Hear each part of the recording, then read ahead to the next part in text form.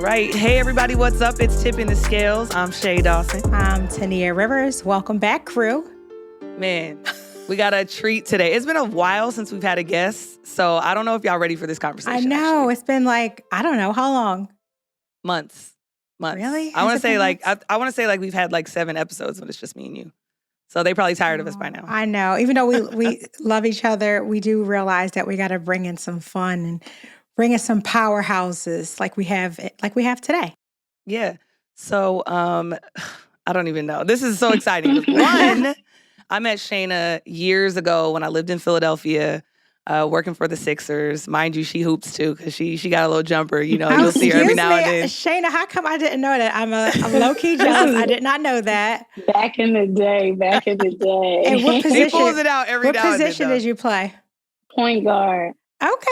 Shorty, I ain't mad at you for that. And now she's point guarding, big guarding in the music industry, the entertainment industry, and doing big things. So yay.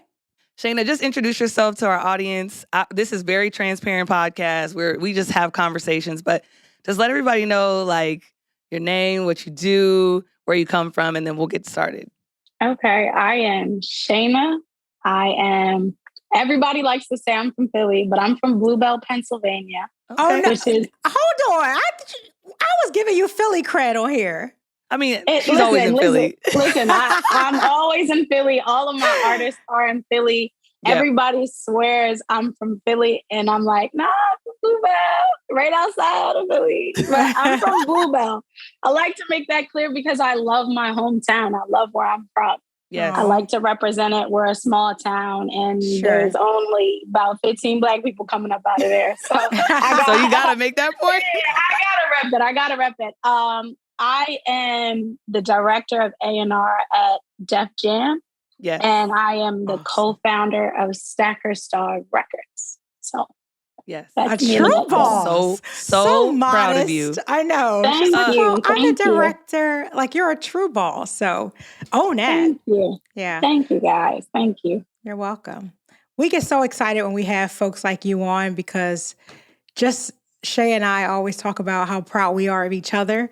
And then just having someone else. I mean, when I received your background, I read through it and it was just quite impressive in terms of where you were to how you got to where you are today. And especially the music industry is sexy, like sports, everyone wants in it. And I think the music industry is even harder than sports, right? Like it's such a few and far between who's able to make it in that industry. So maybe you could just tell us a little bit about like your journey. How did you start and how did you land to being where you are today? Yeah, I saw you studied in the UK. Like, that's crazy. It's been a long journey. It's been a very long journey. So I started off, everybody, and this is something I like to make clear to everyone when they ask me, like, what do you do in the music? There's so much you can do in the music industry. Yeah. And it's so much that people see, you know, that is just surface level. It's like, yo, you can make a playlist. You can be the director of A&R. You could work at YouTube. You could work at Spotify. There's so much you can do in the music industry. And when I started, I had no idea what I wanted to do. So I started interning in different areas. After I graduated college, my dad sent me to London. I have an aunt in London. So I lived there. I got an internship with Sirius UK, which was jazz and contemporary music. Yeah. And they curated events, as well as they were like a small little indie label that represented crossover artists from the States to the UK. And I was just assisting the head of the company or interning at that time. And then what's crazy is I tried to get a job with Epic Records, had everything in place. And before the interview, my dad's like, you know what? If you come back to the States, I'm telling you, I have nothing for you. I'm telling you, stay in London. It'll be easier for you to navigate. They're more accepting. It's just stay in London. Network's there now. So I'm like, all right, stay in London, cool. Epic Records. Before I even got the interview, I was on my way moving back to New York, thinking I already got the job in play. Never even got the interview. They gave the job to somebody else. So now Wow. I'm in New York. I turned to events coordination where I was like doing trade shows and stuff for Fortune 500 companies, which I hated. It was terrible. Good experience. Good experience, though. That's really transferable skills. Yeah. Very good experience, but it wasn't my passion. So it was like, how am I going to find the entry to the music industry? And not only that, what do I want to do? Because I had no idea. Yep. So, just interned for different people. There was a company called The Fixers, who is out of Philadelphia. His name is Michael Winder. And he gave me an internship. And then I just did a million internships. Yeah. Went to a Maxwell concert. I'm fortunate to have you, girl. And I was fortunate, okay? I was super fortunate. I went to a Maxwell concert and they were like, listen, if they like you, you got the job. And I'm like, well, what is the job? Who needs what? And they're just like, Maxwell's looking for an assistant. The head of the company is looking for an assistant. Listen, all you have to do is be likable. So I got backstage and everybody loved me. And the next day, it was a job. So I ended up being the assistant for Maxwell at first. And then I traded in positions because I was like, that's not something I want to do.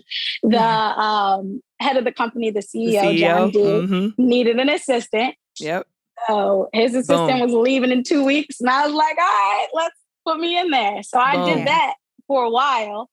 And they gave me free range. Like I was very lucky to be or blessed rather to be in the position with Kevin and John where they just gave me free range to what I wanted.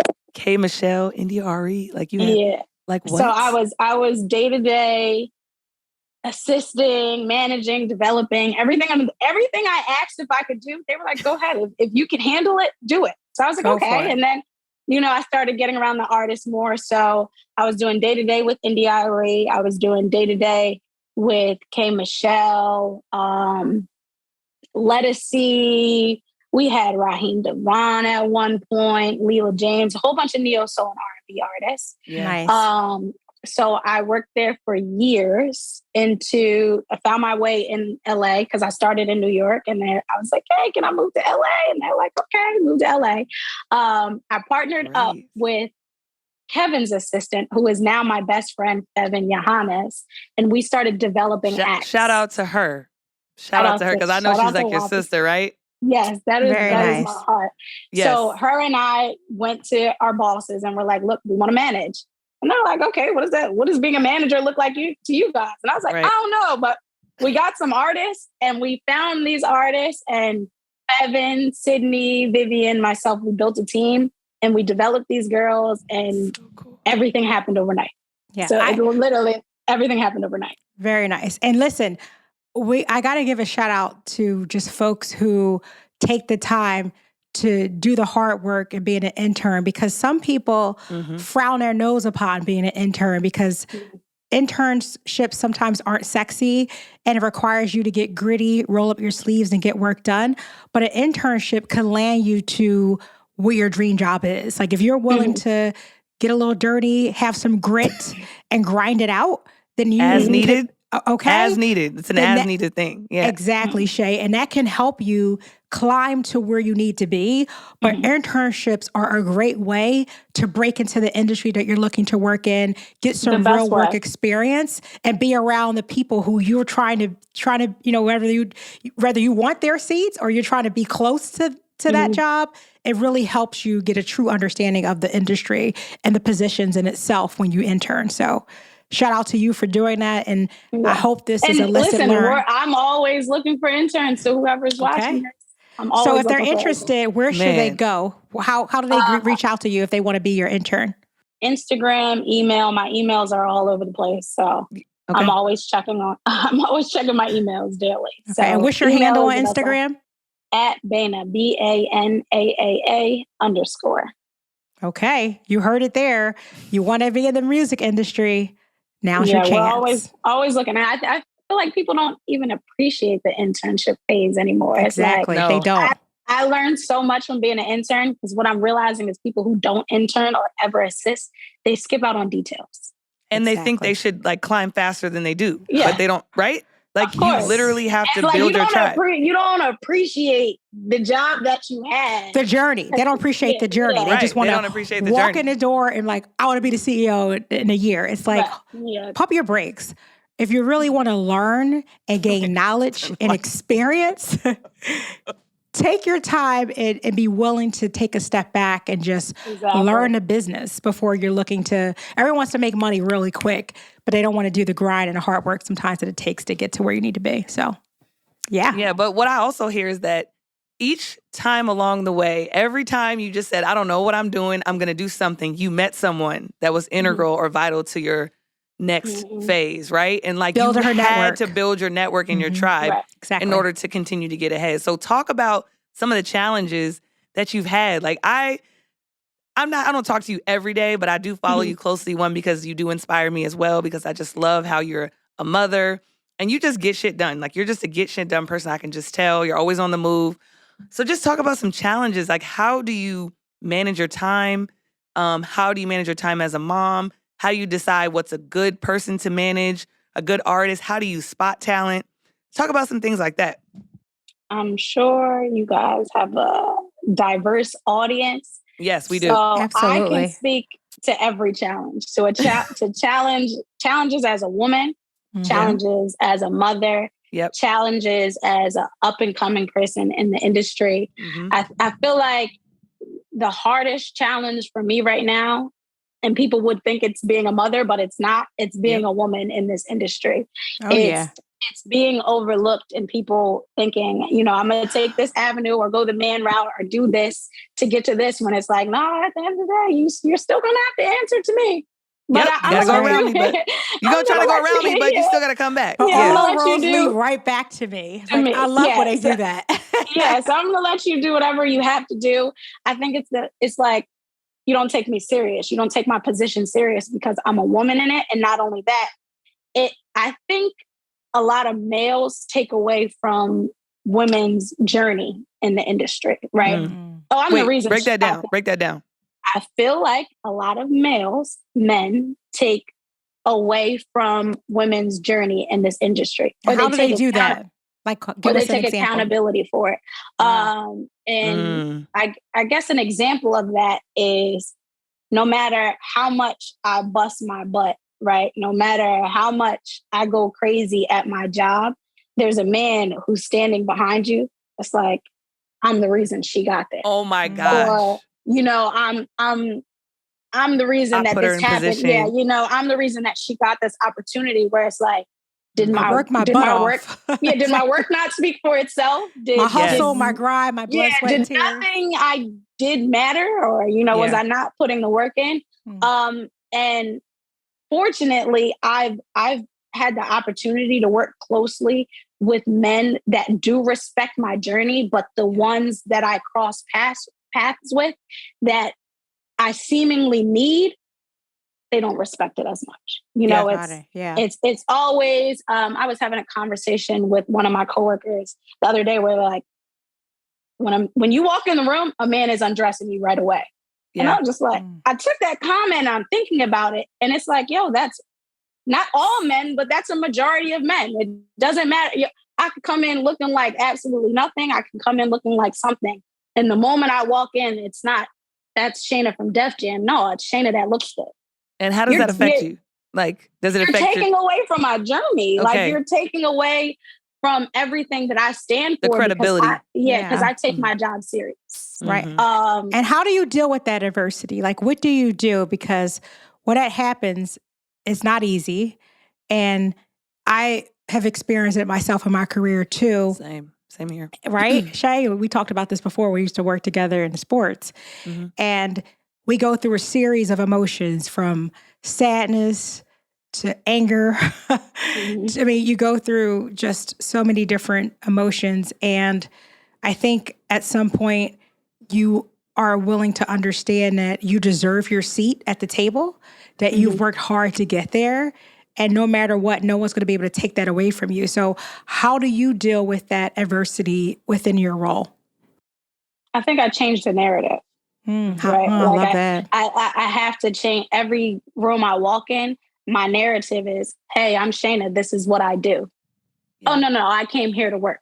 Yeah. And if I didn't come here to work, listen, I didn't come here to work today. I came here to be Shana, the regular Shana. Okay. But everywhere I walk in, I try to change the narrative, right? And as women, we feel certain things, right? We can feel the way the man is looking at us. We can feel what's about to come from his mouth. Or the comments. Like it's like we can feel it. Even though they try to hide it, or we can feel it. Like, you know, so it's changing the narrative. You know, I think I run into people where I'm like, hey, I'm Shana, right? And then the conversation is, you want to slide in the DMs, or you want to send a text message and say something slick. And then I bring it back like, hey, but my artist is doing X, Y, Z in the city. If you wanted to see me, you'd set this up for us, because, you know, but that's the narrative now. So now when you see me, I'm on my game, because I don't really play around my artists at all. When you see me around my artists, I'm doing my job. So I always like to insert them where they need to be inserted, because my job is to work for them. And be taken And they don't seriously. play about you. They don't play about you either, though. They don't play about me. They do not play about me. So let's continue on that. So there's this popular dance out right now called Shake That Shit. Mm-hmm. And first it started in Philly, taking over in Philly, but now they doing it on TikTok everywhere. I'm seeing little white girls do it, little white boys do it, and killing it, and everybody's doing it. So talk about the movement, how it's taking over the city of Philadelphia, but also talk about who are those artists. They look young, they look excited, they look ready to go. I need to see the about dance. them. Shake that shit. Can you do it, Shay? We'll insert it in our video. Don't worry. Shay got it. Shay got it. I can't do it. Shay, I think I'm going to need you to demonstrate that for me. Right now, okay? No. First of all, shout out to Stacker Starve is my family, but it's something that I built with my partner, Curtis Boona Brinkley, who is amazing. Basically, we have a roster made up right now of all kids from Philadelphia. Love it. Awesome. Our kids range from 17 all the way up to 23. Awesome. But they are all, right now, it's a roster of all men. So all boys. But you be having them girls in there killing it, though.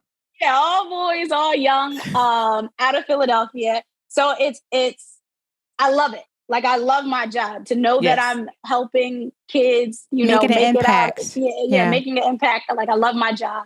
But we have a unique group of boys, D Sturdy and the Philly Goats. They released a record a year ago called Broke Shit. Shout out to you guys, man. And with this record they came out with this dance called the Shake That Dance. Mm-hmm. And they were just having fun. Like, if you look at the kids across TikTok, across all social media platforms, they're really just living their best lives. They're having fun. This is something that I guess you taking a look into this dance, you can literally see their personality. And that's what it is. They're changing the narrative of rap. They're changing the narrative of what it is to be a kid. Yeah. They're changing the narrative of inner city Philadelphia kids. Like, they're just a young group of fun kids. Like, I can't explain it. Young Black boys in their joy. Having fun, like living their best life. And it's amazing to witness it, but it's also amazing to be a part of it, because I've worked with every type of artist. Like I said, I started in neo soul, rap, trap, street, whatever, drill, whatever. A little bit of everything. A little bit of everything. But when I tell you, so far from killing, so far from crime, so far from everything bad that you could think about that's going on in society, and fun. We just had a show at the Foundry in Philadelphia, and sold out show 500. It was Young K and friends, and the Philly Goats performed. And I mean, everywhere you take these kids, it's thousands, hundreds, thousands of kids just following them around, doing this dance behind them. Hype. Yes. I see kids cry over them. It's amazing to see. Literally, everyone loves them in and out of Philadelphia. They're bubbling up on the East Coast. And of course, it's my job to make them a global household name. So that's what I'm working on right now. And I'm extremely excited about it. And if people want to check them out and kind of get to know them a little bit better and go see them, how do they go about that? How do they find them and want to see them live? to see them live, we have upcoming shows. Unfortunately, we just passed our July 1st show in Philadelphia, but they get booked often, a lot on the East Coast. But you can check them out on socials. They're the Philly Goats, D Sturdy. Check them out on TikTok, Philly Goats, Unbanned. Dicey is Sturdy's name on there. Like they're honestly, if you type "shake that shit," they're gonna pop up. And what if they want to book them? Because I think sometimes that's how you really turn up a party. If you want or an event, if you want to have someone live, if you want to book them, it's info@stackerstarrecords.com. So if they want to book them, how do they do that? You can literally email us at info@stackerstarrecords.co, or you can go to their Instagram and they got booking right there, or their emails with their direct links to whoever is working on their projects. But love that. And now D Sturdy got the kids getting lineups with the white chalk. Yes. Tell me about this. What is this white chalk? That's his thing. I lived in Philly, so I know what it is, but tell the audience, like, if they see it on TikTok and stuff like that, what is that? If you see the white chalk, know it's the Philly Goats, okay? If you see the white chalk, know it's a Philly thing, know it's the Philly Goats. They literally go get their hair cut, and they get the white chalk around their hairline that usually you get faded. They just leave it extra hard and extra hard. And it's a statement. If you're walking around it, you're either a Philly goat or you're a baby goat. It's just a part of their movement. And I love this generation. Listen, they think it looks good. I'm going to keep my comments to myself, but I love it. If you like it, I love it. Yeah. That's what I said. I'm like, oh my God, it's hilarious. Right? So it's a part of their brand. They have little girls doing it now. Oh, no. Imagine little girls walking around with shape-ups. with the baby hairs with the chalk. Yeah, it's like if I just decided to take the chalk and go around my hairline. It's so crazy. It's a whole thing. Wow. They sold out. We did the Wells Fargo Center. Oh, nice. Lil Durk, I saw. Lil Baby, G Herbo, Gunna was on the show. But the whole Stacker Star roster was on that show. And the whole audience, 20,000 people went crazy over this. And you could just see all the phones, all the lights up, and you could just hear them. And the excitement was insane. So that it really touches my heart. I love it. Shout out to them. We will continue to just follow them and look at their journey. And I'll send it to you. We wish, please do. And we wish them continued success. Shay brought this up earlier, and I think it's important. You know, one of the challenges you talked about was like being a woman in that industry. But I think being a mom and trying to balance it all out is super tough. Like, I'm a mom. I was a single mom, right? I know. That's my little baby. And little baby, 6'7" baby, but he's still my baby. Yep. But how do you balance it out? I mean, your job is super demanding, right? The hours that you put in on a day-to-day basis, but yet you're balancing out being a mom. And you're a boy mom too, right? So shout out to you and all the boy moms. How old is your son? 3. Oh, you have a baby. Yeah, Alec is. I don't know. Alec ain't no baby, actually. He's a grown man. That is an adult. Honestly, I don't, how most mothers would look at it, and I don't take it away from anyone, I don't look at it as balance. Like, when people ask Shana, how do you do it? Shana, oh my God, you're doing this so well, you're balanced. I don't look at it as that. We don't like the word balance either. We say harmony. How do you harmonize the two worlds? How do you harmonize the two worlds? Yeah. It made my world better. It made me so much more organized. It made me so much more focused. So I don't look at it like, we're just in sync. Like, my kid came here and made my life so much easier. He's not a burden. Like, it's wild. I have my mom and my dad. He enhanced your life for sure. And he enhanced it. Shout out to your dad too. Yeah, my mom and my dad, they go crazy for my son. My dad flies here monthly to help me when I need to travel, because I do travel. Shout out to your parents. What's your parents' name? I love parents who are Renee and Shep. Renee and Shep. Shout out to you guys for being amazing grandparents. They make my life a whole lot easier when it comes to my son. But I think, like, now I'm getting into the phase of he's a toddler, but he used to do everything with me. So, like, my old boss, People he hates when I call him my boss, but my old coworker used to say, if they don't accept your kid, they don't accept you. Right? Love that. So from that point on, when I first had my son, he was born premature. So he couldn't leave the house for a while. He couldn't do a lot. But the moment I could, we were out. I was on tour with K. Michelle. He did a 26 city tour with me. And then from that point on, I took him everywhere I went. So if I was on tour, if it was meetings, if I needed to travel, my son probably went on 100 flights in his first year of life. And everybody accepted it. Everybody was just, hey guys, if we're setting up a meeting, just no, I'm bringing my son. Now that he's 3, child, the little boy talks. And he doesn't want to sit there and be still either. She doesn't post them enough. She'll post one cute video and then that'll be it. And I'll be like, I need to see him. Aww. Now I'm learning, like, okay, this is the days that I'm going to schedule my meetings. These are the days that I'm going to take all my calls. And I guess that's me finding balance with him because he's so used to being with me. He did the preschool thing. Right now he's at home with me downstairs. He's very good at this little only child thing where he can keep himself focused and get his iPad out and watch PJ Masks or whatever and his else. dogs, right? So, yes, but a boy and his dogs. He makes my life easy. So I don't really like. I thought it was going to be a hard process, but like he really just makes my life easy. And everybody accepts him now. So everyone's like, Shana, if you want to meet Shana, the first question that comes after that is Alec coming. Alex just fits right in perfectly into your world. It literally is Alec coming, and I'd be like, I wasn't going to bring Alec, and they'd be like, I don't want to see you. So he's the light of everyone's life now. Aww. Every meeting, everybody's asking for him. Can you please bring Alec to the studio? Can you please? He's just been around, me too. and he's accustomed to it as well. So I love that about my son, that I know that whatever mommy has to do, he's down to do it too.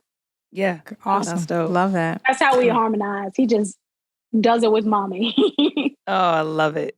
Does it with mommy. While we have you here, we love asking our guests for tips and suggestions on how people can make it to where you are at, or even if they want to break into the industry, they're passionate about the music industry, they want a job in the music industry.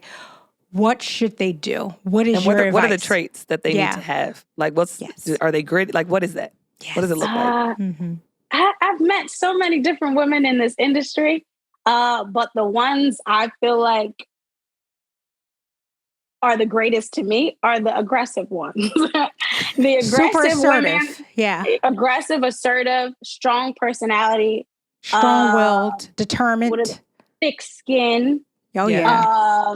And I think I always use this: think with logic, not with emotion.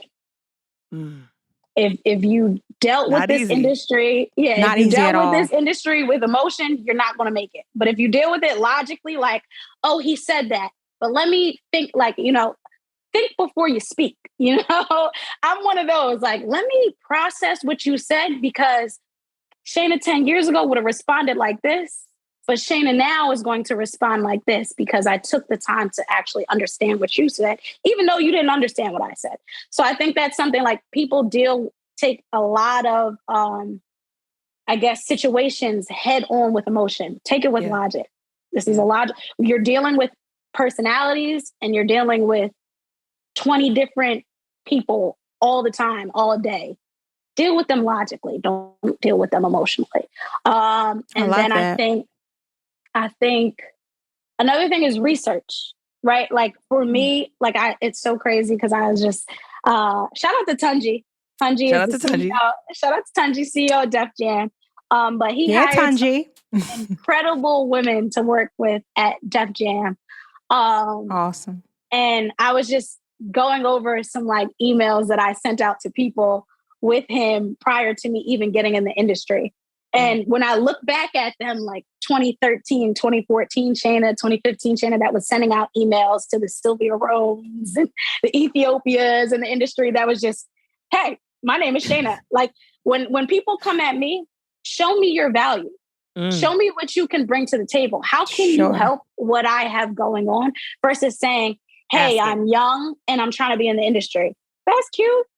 What I else? was young trying to be in the industry too. What are you doing now to help add what value? are you what are you doing to add value? That's my number one question with everyone I encounter. Yep. How can I add value to your situation? How can you add value to mine? But I think women, men, whatever, coming into this industry, you have to attach yourself to something, right? It's not like you can just walk in and be you and that's the conversation. We don't care who you are. Correct. It's cute that you just think so highly of yourself, but we all had to work to be here. So with that being said, attach yourself to an artist, attach yourself to a situation, tie yourself in, do the research so that you know, like there's programs out there, Femi It Forward. There's million different schools of music. Like do an internship, do something that when you come to me, you're like, hey, I'm from Philadelphia. I was interning for Rec Philly and I know such and I did such and blah, blah, blah, blah, blah. But here's what I can do for you, Shana. I'm amazing at Adobe. I'm great at Microsoft Word calendars. I'm good with detail. Okay, I can do something with that. Correct. You know, my emails that I was looking through said, hey, my name is Shana. I'm just trying to figure out a way in the door. I wouldn't have answered that shit either. Right. Like, you know it's like tapping into what can you do for me? That's too much work. That is too much work, right? Yeah. I'm looking at my emails and I'm like, that's why they didn't respond because like, what was I even asking for? I had no idea what I wanted to do. If I just took the time to do the research, it's just like we have social media now. So it's so much easier. I can go look up Shay's page and see on Shay's page that she used to work for the Sixers. Okay, so what can I do with that? Oh, maybe she knows Mike. Maybe she knows Shana Booker. Maybe she knows such and such. Maybe, and then, maybe I can figure it out. Hey, Shana. Shout out to Shana Booker. I love her. I love her too. Oh, it's been such a long time since I've seen her. Hey, Shana. So that's like, maybe you figure out different avenues by just doing the research. Like it might not be me you're trying to get to. You might be trying to get to somebody else. But do the research. You can find it right in our mutual friends. Like, I see so many emails of people just saying, give me a chance. A chance to do what? Yeah. What do you learn about the different How can roles? you benefit me and benefit our company? What can you bring to the table that's going to help us? So, but you're 100%. Also not considering what I have to do every day. Yeah. Yeah. That's another thing that I think about where I'm like, am I a good mentor? Am I a good woman for other women? I love that. I look at other women and I'm gonna say it out loud. A lot of these women supporting women, it's not really what it is. Let's call it how it is. Like, you know, but I pride myself on trying to make the time to do that, but the balance is hard. So when people look at me and I'm like, I have to ask myself, am I a good mentor? Did I respond to enough people? I see that there are women in my DMs sitting there asking for advice. So I try to take the time to get back to as many people as I can. That. But it's also like, like Shay just said, think about my day, bro. I woke up at 7:00 this morning and I've been on Zoom since then. Not only that, I have a 3-year-old that's downstairs that's running around that comes up every 2 seconds for food and snacks. And I have 39 people calling me. I have 16 missed calls already. I have 32 emails with 10 different email addresses I have. So it's like, there's a lot of stuff that we have to do. Think about that. That prohibits us from being personable and like, So what value can you bring? Yes. So bring something to me where it's like, I want to answer this, you know? I want to be that girl that supports everybody out there. But the reality is I can't. So with that being said, when you're coming to get in this industry, male or woman, just do your research. Like, research is king. Know that like, I want to tell everybody, whoever's listening, that there are so many jobs available, jobs that you can't even think of. When I think about Philadelphia and when I think about the opportunities that they're missing, it's because that they don't know. They don't know they exist. They don't know they exist. They're not aware. And not only that, the school system doesn't help them become aware of all these different jobs. You know, people build stages. People put the lights together for festivals. People make a lot of different ways to get in the industry. 6 figures doing shit that I'm like, that's a job. Yeah. And how do they find out about those jobs? That's a good point, Shana. How do they? Because there's, like you said, it's just not just being with an artist. Life is as simple as Google. You know what I'm saying? Like my old boss woke up one morning and said, "Shana, buy me a boat." I am a black girl from Blue Boat. I don't know shit about boats. What do you mean buy you a boat? Figure it out. And I had to get on Google and call 29 different marinas to figure out what type of boats are there. Oh, they're different feet. Oh, there's yachts. Oh, I got all the information together. I put together in a PDF file and I presented to him boats. He like, damn, you really can figure anything out. Google help me figure out that this man wanted a 20-foot Robalo. Like, you know what I'm saying? And now you know about them. Like if you get on Google and you just say, what are jobs in the music industry? Indeed might pop up, music industry jobs might pop up, and then you click music industry jobs, and it'll say music analyst. And you're like, what is a music analyst? Yep. Click it some more, and it's going to tell you exactly what that job entails. And it's like, that's how, just Google. But that's a good question to ask someone like you. Do the research and say, hey, could you tell me a little bit more about what this person does? You can answer that more than ask someone asking you for an opportunity that you can't even flesh out really quick. But like, even people ask me, when they ask me, Shay, how'd you get in the industry? I don't have time to answer that. But if you ask me, hey, what is your job entitled day to day? Oh, it's different every day, but mainly athlete relations, day to day. You know, like I can go down in detail and then I can close that message out. But like, do the research first and ask specific questions. You already know the answer. Like, you know what I mean? And it also shows that you did something. And you weren't just asking for me to do all the work. You know? And then I'm more enticed to put you in front of someone else. Like when I'm like this, like I there are people that I've never met where I'm like, yo, I looked at this girl's resume and I talked to her on the phone, and she's well spoken, she's organized, she followed up with me 30 times. Her resume is, I don't know if her resume is real, but I don't even care if it's real because the girl, whatever she said on that phone, she did enough to impress you, for sure. Yeah, so I'm going to pass your resume along to somebody who I feel like can use it. And then boom, we go from there. But it's as easy as that. But when you come at me with one sentence, like, you're trying to make it in, here's my Instagram. Yeah. That's too much work. And then also artists. Like you get artists who send music every day, and it's like, speak to it. Just because you're an artist, you know, I have to like who I work with. I have to love what I listen to. Oh, yeah. So although what I listen to might not be your cup of tea or their cup of tea, I'm an A&R. I consider myself pretty good at what I do. You know? Good. Good at what I do. So what does the artist have to do? What do they have to do to get your attention? Here's what it is. Even if you do get my attention, that doesn't mean I want to work with you. Okay. Right? That doesn't mean I want to sign you. That doesn't mean I want to manage you. That doesn't want to mean, you know, and that's the thing. All artists aren't great artists, but I can't take away from your art because I'm not the one in the booth rapping. But what I can say is, you know what? Here's what I feel like you're missing. Here's what I feel like would help. Feedback.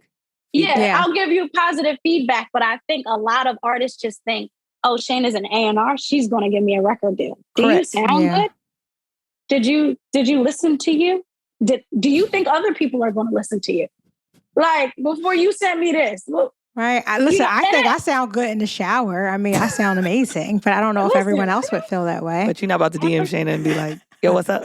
Put me on, Shana. Let's go. That's everyone, y'all. Just wake up. Like, I'm passionate about the music industry. This is not something I woke up and decided It's not to a do. joke. Yeah. Yeah, like it's just like a basketball player. They've been playing their whole life to do this. Yes. I've been teeing up for this for the last 15 years. Like, you know, I knew all my life I wanted to do something in music, but I don't know what, you know, and now that I'm here, it's like, but to see so many rappers wake up and they say, today I want to rap. Yeah. And then think that's it. Like, yo, what happened to the greats of the world? Like, I want the next Michael Jackson. Yeah. I want the next Beyonce. Like, I'm not here for shits and giggles. I need my Billboard charted artist. I need my Grammy. I need all of that from everybody that I work with. And you'll get there. I need that energy. I need, let it just rub off on all of us into the atmosphere. I have goals. I have things that when I look up at the plaques on my wall, I want to know Shana did that. Like, I put the work in. I want to listen, Alex, mommy did that. Okay. Yes. Okay. She did it. All right. And I worked hard to do it, but I want to be able to do that. And I can't do that with people that just wake up and think, is that easy? Because it looks that way.